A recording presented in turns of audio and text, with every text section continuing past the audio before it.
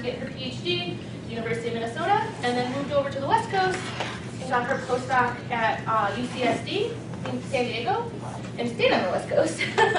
But she's going to talk to us today about her experience of using flipped classroom and non-flipped classroom, and pretty much if it makes a difference with the students. So, thank you. Thank you, Cassie, for that introduction. Cassie, is there any way we can shut the front light off, or not? Or is it all of them are on or all off? Oh, well, no, okay, it's all right. Keep them on. Okay, that's better. Okay, so thank you for the invitation, Cassie. So today I want to tell you about an experiment I'm just completing, and it's about using a flipped approach to deliver general chemistry. Does it turn on? Okay, turn on. Thank you. Okay. So I first started thinking about this project a couple years ago when I learned, or when I heard about the inverted classroom or the flipped classroom, where you use some computer-based individual instruction outside of the classroom, and then you use your class time to do more active types of interactive activities. So I thought that sounded like a really intriguing approach, since in my experience, students really only learn if they're actually doing something with the material as opposed to just hearing about the material. So in 2013, I was assigned to teach one section of Gen Chem, and I went ahead and flipped it. I prepared voiceover PowerPoint presentations as videos for my students to watch outside of class, and then inside class, all we did was POCL type activities. And I really liked this approach. It gave me an opportunity to meet the students where they were at. The students coming in have a very diverse background, and so I could, as the students were working on the POCL type activities, I could interact with the students who were struggling with foundational ideas, and then move on to the next group that had much more sophisticated questions. So I liked the approach, and the students seemed very positive. So from there, I decided, well, I should see what others have said about the effectiveness of this approach. And when I looked to the literature, this was in the early 2014, there were some studies published with in engineering classrooms, but not so much in the chemistry classroom. So there wasn't a lot of literature on how effective this approach was. So I decided maybe I should try to assess that. So in the fall of 2014, I was assigned 2 sections of Gen Chem, and I thought, great, I can do a controlled and experimental. And I wanted to, just see how this approach worked and whether it was a good approach. So after I got my IRB approved, I worked with the registrar in the summer of 2014 to create 2 sections of Gen Chem that had similar demographics that were representative of our Gen Chem population. So 50% women, 50% men, 35% engineering in both sections, and the rest, a reasonable number of biology, human physiology, undeclared chemistry majors. I also was able to look at high school GPA and how much high school chemistry they've had previously, and make sure the 2 sections were comparable there. By the time the semester started, I'd lost a number of students. Either the students didn't come to Gonzaga, or they changed majors, or they changed their schedules. But luckily for me, even though I lost a number of students in both, my 2 populations stayed quite similar. Yay! So that means I could go forward, even though they're small numbers, only 33 and 34 to start with, I decided I'd still like to give it a try and see what I can learn. So the 2 sections had many similarities. They both met twice a week, Tuesday, Thursday afternoons, one at 1:15, starting at 1:15, one starting at 2:40. They're both met for 75-minute periods. Both sets of students were given common reading assignments, online graded pre-class homework. The pre-class homework the questions were very low on the Bloom's taxonomy, more knowledge-based type questions. The online homework package I used was Sapling. They also, both sections were given post-class homework, which were higher on Bloom's taxonomy. They had the same quizzes, exams, and comprehensive final exam. They also had access to the same types of resources the previous year's quizzes and exams. I suggested textbook problems for practice. I also gave them online practice review problems as available to both for office hours, tutor center, and etc. So many of the things in the two sections were similar. The only difference was in the control group. What I did in the class time is what I tended to always do in my class time is I'd lecture for 15 minutes, then we break, we do some problems for 10 minutes, then I lecture for 15 minutes, break, and do that 3 times. In the experimental group, in addition to giving the students an assigned reading from the textbook, I also made available a video that I had prepared, which is once again a voiceover PowerPoint presentation. Okay? And then once the students in the experimental group came to class, I would ask them what were the 3 key ideas from the videos or the reading. And sometimes it was really painful to get them to tell me what the 3 ideas were, but they would eventually, someone would eventually volunteer that information. And after that, I would just want to know what were the 3 ideas. We would discuss them. Then after that, we would work on Poggle-type activities for about 55 minutes until most of the groups were done, and then we would look at the answers. Now, I didn't focus on the group dynamics. Okay, so the students had a choice of either working alone or, but most students chose to work together in groups of 2 or 3. The classroom was not set up with tables. Okay, the classroom was set up in rows like this. So groups of more than 3 would work. Okay. So that was my experimental design, and then I went about trying to collect information throughout the semester to answer these questions. Did the instructional approach alter or change or cause a difference in student retention, student learning, how the students try to learn the material, what they thought of the course, and their attitude toward chemistry. So looking at student retention, in my control group, I lost 6 students, okay? And in my experimental group, I lost 4.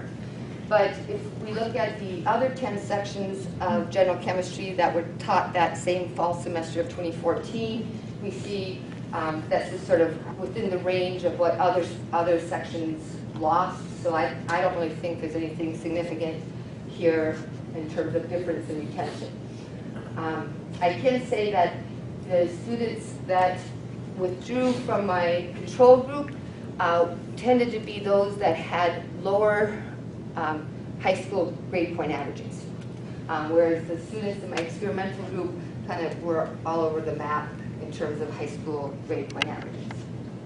In terms of who withdrew, my numbers are way too small, but I found it just interesting that I lost 5 males and only 1 female in the control group, and 3 females and 1 male in the experimental group. And I just found that interesting. And I don't know enough about gender differences in learning if this is something that would be is important. So more work needs to be done in terms of looking at that relationship, if there is any.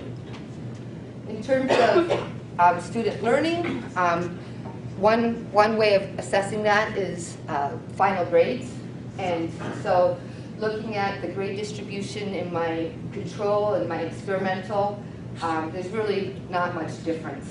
And the comparisons, the other 10 sections, is pretty comparable.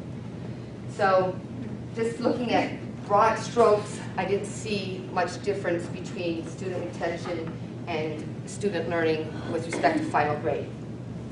But I wanted to look a little bit more into the student learning, and so the final grade was 20% of the final grade was based on homework, and 80% of the final grade was based on performance on in-class quizzes and exams. And if we look at just the percent earned at the end of the semester, we see that the control group had a higher average than the experimental. But if we look at the components that came into creating this total, we start to see some, what I think is interesting data. And if we look at the students' performance on that online homework, remember I had a pre-class graded assignment and a post-class graded assignment. I noticed that the students in the control group performed better on that homework. And the other thing I noticed was that the students in my experimental group didn't do nearly as much, or didn't try nearly as much on the homework as the students in my control group. So I could see that by all the zeros that were present, and the zeros were if they didn't try it at all. And so in my control group, in my experimental group, there were 116 zeros, whereas in the control group, there was half of that.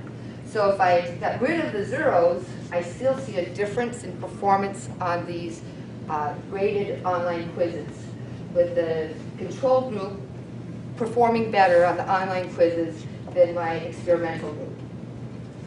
But surprisingly, if you just look at the performance on the in-class tests, they were the same, which was surprising to me because from the literature, other people have found that there's a correlation between performance on these online assignments and performance on quizzes and exams. But I didn't see that.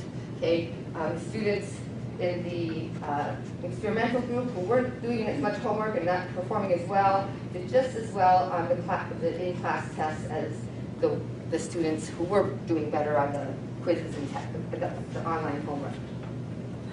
Another thing I wanted to look at was how they did on the final exam in terms of types of questions. So I worked with a couple of colleagues and we classified each of my exam questions in terms of Bloom's taxonomy. And I also further separated application type problems into more algorithmic type questions and more conceptual questions. And I'm still analyzing this data, but just looking right now, there's really no difference in terms of the students' performance on knowledge type questions, comprehension, or algorithmic. But I need to tweak this a little bit more and look at a little bit more detail as to if there's any significant difference in this conceptual ability to answer conceptual type questions. So far as my first two questions, I didn't see any significant difference in retention, and I didn't see any difference in performance on tests, although there was a difference in how well the students did or how much the students tried to do the online homework. Okay. So the next question I wanted to ask is, what did the students find most useful for learning? And the course management system I used was Blackboard, which is very limited. Okay, so with Blackboard, you can really just see if a student accessed a certain resource. So here I list the different number of hits for the types of resources the students had available on the two Blackboard sites. And I was excited to see that at least some of the students, when we had the greatest number of hits in the experimental section was with the videos. So I thought, oh good, that's because the students are watching all these videos, and because they took a lot of time to prepare. And especially if you want to edit them down to a reasonable length, they take a lot of time. But if we look at another part of Blackboard, you can find out how much time students actually spent on the Blackboard site. And we see that, sure enough, the students who are in the experimental group who had access to those videos did indeed spend more time, 5.5 hours more in the semester than the students who were in the control group. But if you look at all my videos, I had 23 videos. The average just over 23 minutes, which I realize is a little bit long, and that's one thing that I need to do in the future is reduce those down to more like 15 minutes. But if you add up all the time that students could have been watching these videos, it's like 9 hours, and so there's not a difference of 9 hours there. So looking a little more into the details of this, I specifically looked at a number of hits on the videos, okay, looked here, and I looked at, well, how many students were actually accessing the video before coming to class when we're going to discuss it. And that was really discouraging data. It's very discouraging data. So in the beginning, I had more students access the videos before coming to class. It steadily dropped as the semester progressed, but on average, I only had like 14 students looking at the videos prior to coming to class. Okay? And when we look at the relationship between watching or accessing videos and performance on the tests, performance on the quizzes and exams, we see a negative correlation. That is, the C students tended to watch more of the videos, and the A students tended to watch less. Many of my A students never even opened up one. Okay, so. And that was consistent with my experience with talking to the students. The struggling C student would tell me how much they watched the video and how they appreciated being able to watch the video multiple times. And so that's what I learned.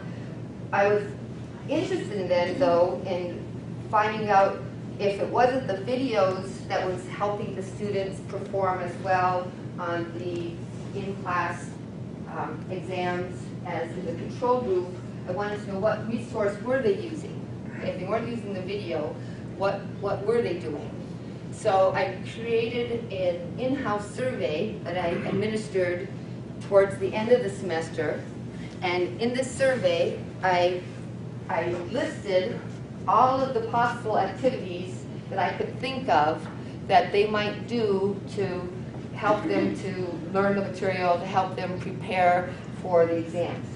So the homework, class, reading the textbook, all these things that I could imagine, doing labs, all these things that they might find useful. And I asked them to rank these activities in terms of how they viewed them in terms of usefulness. Okay?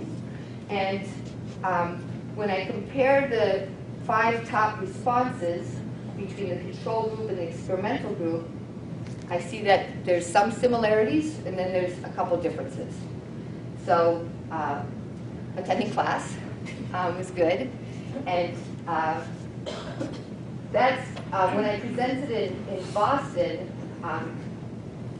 there was some of the people in the audience expressed concern that if we flip classes, then instructors will no longer be needed. And I tried to assure them that no. Anyway, so attending classes was top on both of theirs. Even though the students in the experimental section didn't complete as much online homework and didn't perform as well, they listed it as an important. And also completing my exams from the previous year, they thought that was important. But the differences is in these last two. So the control group, they said on their top 5 was reading the textbook, whereas the experimental said watching the videos, although lots of them didn't. And then I found this interesting, is that in the control group, they said working with others outside of class was in their top 5, and the students in the experimental group said working with others inside of class was important. And what I was really surprised was that when I had thought that by having the students work together in class on these poll activities, that would lead to them working together outside of class together.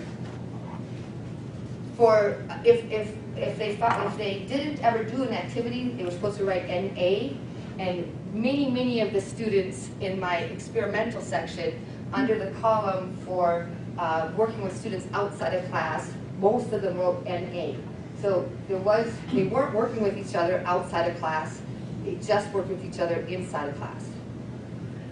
It was interesting with this survey, with the reading the textbook, how few people read the textbook. Oh my gosh.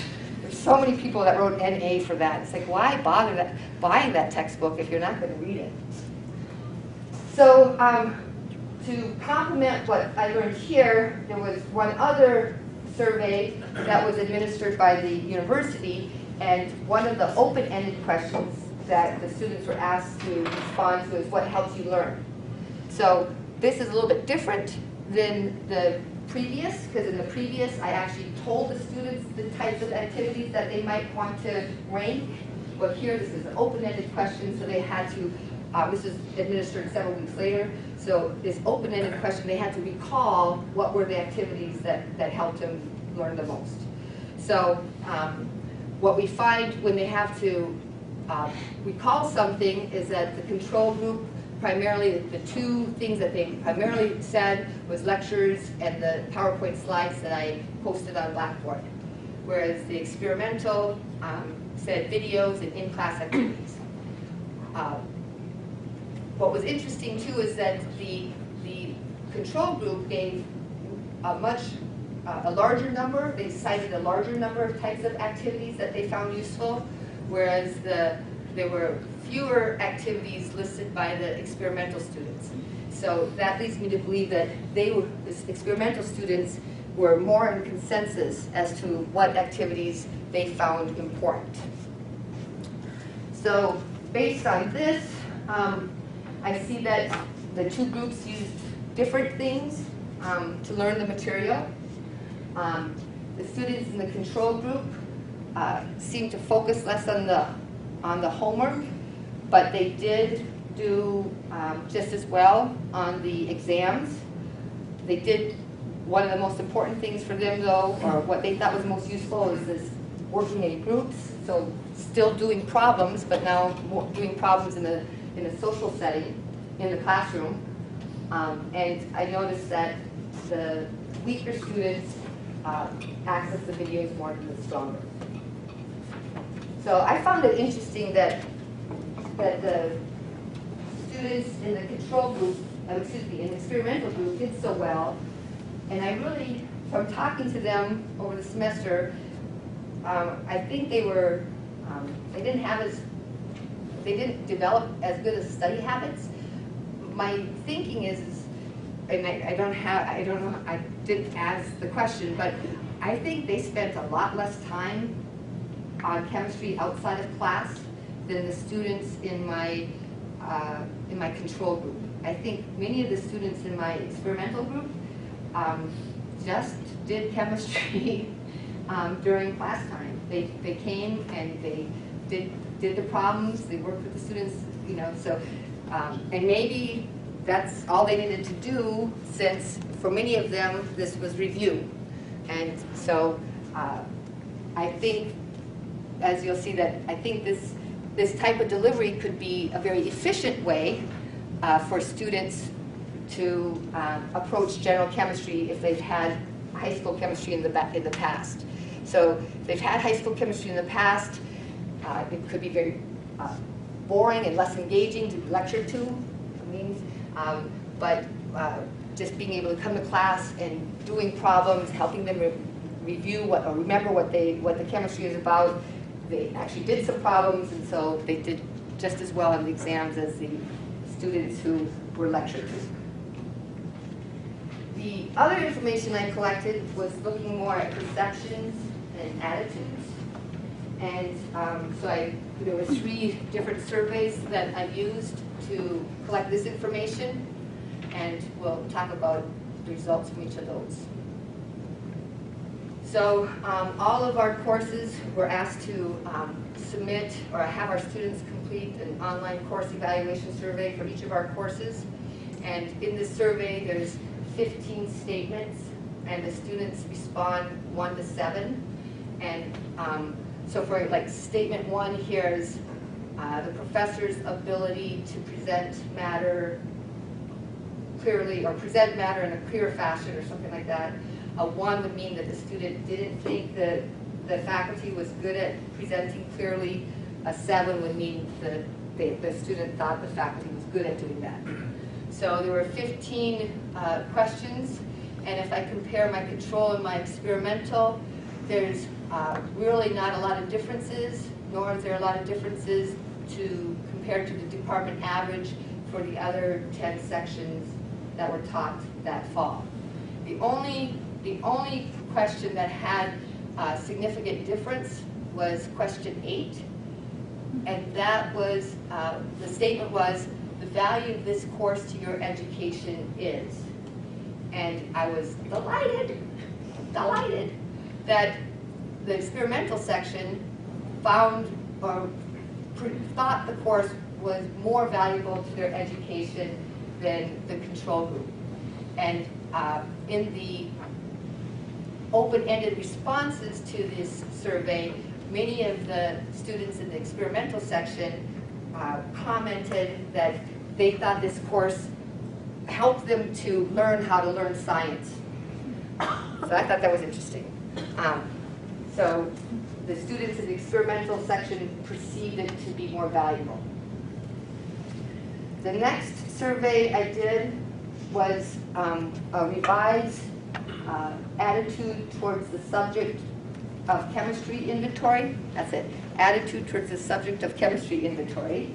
And this survey was originally, I think, 20 questions, and then recently Lewis reduced it down to a smaller survey that tries to get at 2 different ideas, intellectual accessibility and emotional accessibility. And I chose to use this smaller instrument to encourage more student participation. So 4 of the questions on this survey probe intellectual accessibility. So how this survey is what the survey looks like is that on the one side, like on the left side, there'll be the word hard, and on the other side would be the word easy. And the student can pick somewhere between 1 and 7 between hard and easy. So lower numbers suggest the students find chemistry to be less intellectually accessible.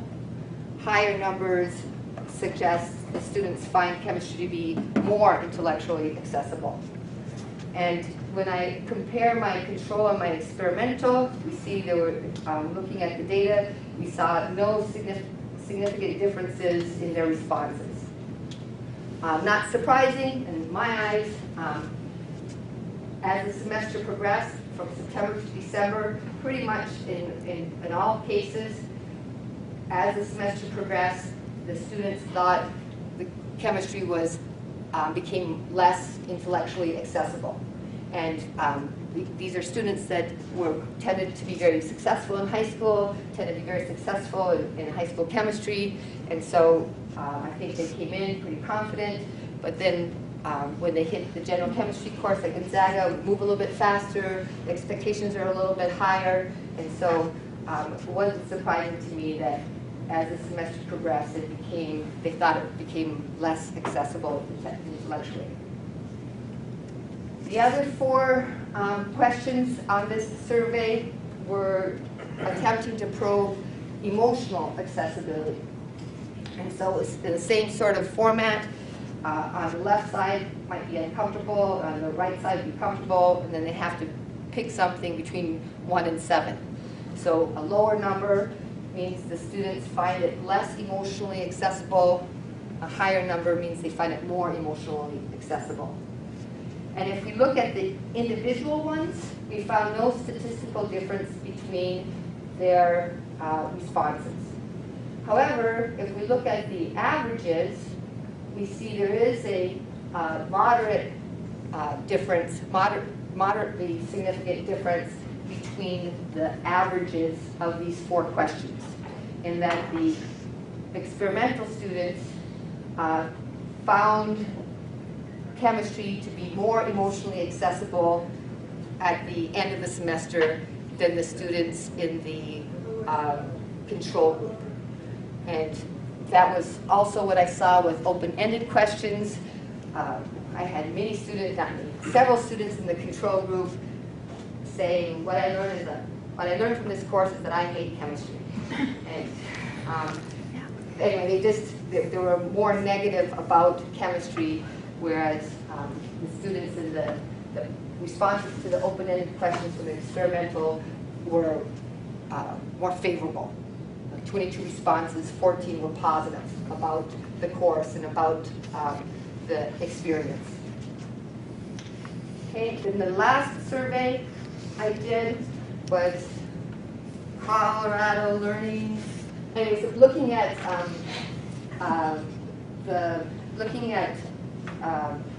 the attitudes towards learning a certain science.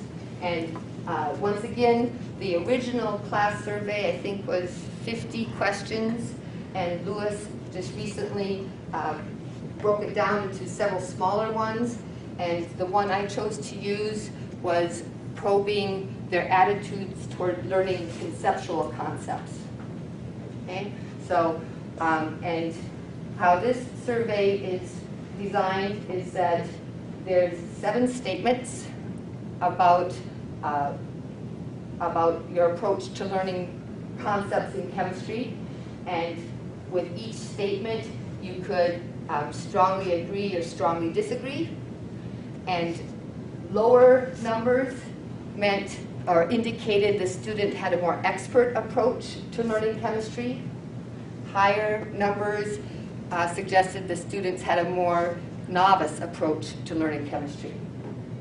And when we look at this data, we saw no statistical differences except for 3. There's significant differences between the responses to statement 3, statement 6, statement 7.